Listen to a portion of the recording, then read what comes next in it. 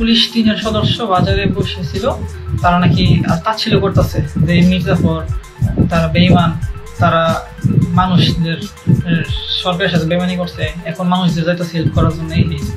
এটা আবার শুনে ফেলছে গোয়েন্দা সংস্থার লোক।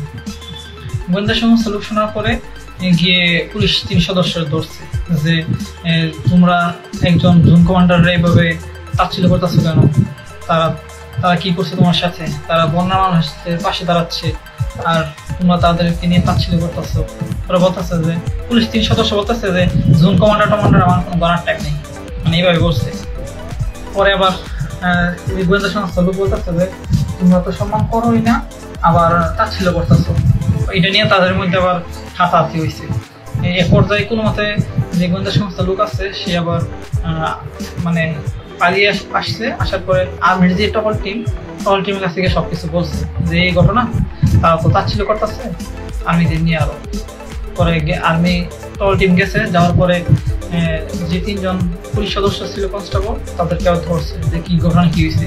তারা ওইখানে আর্মি টহল টিমের সাথে খারাপ ব্যবহার করতেছে।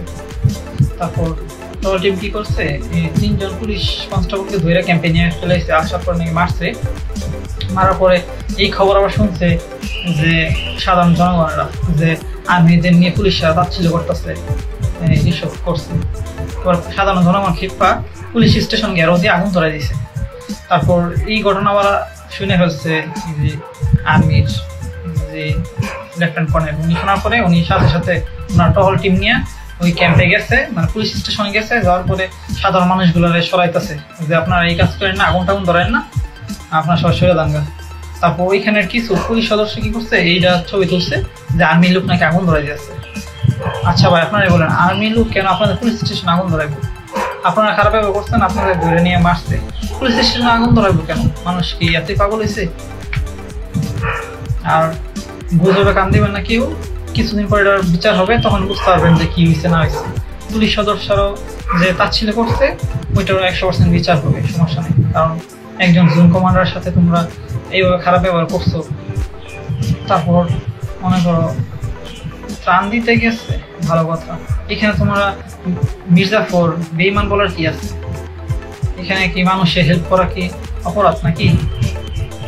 কিছুদিন এই 5 তারিখে যদি আর্মি এই পুলিশদের পাশে না থাকতো, প্রত্যেকটা পুলিশ কি যে হইতো, মানে মানুষ সাধারণ জনগণ এইভাবে খেলছিল, তাদের পায়ে পিষে একদম মেরে ফেলতো আমার যা মনে হয়েছে। একমাত্র আর্মি তাদের এতটা হেল্প করছে নিজেদের রিস্ক নিয়েও। সবাই বুঝতে পারছেন? আসসালামু আলাইকুম।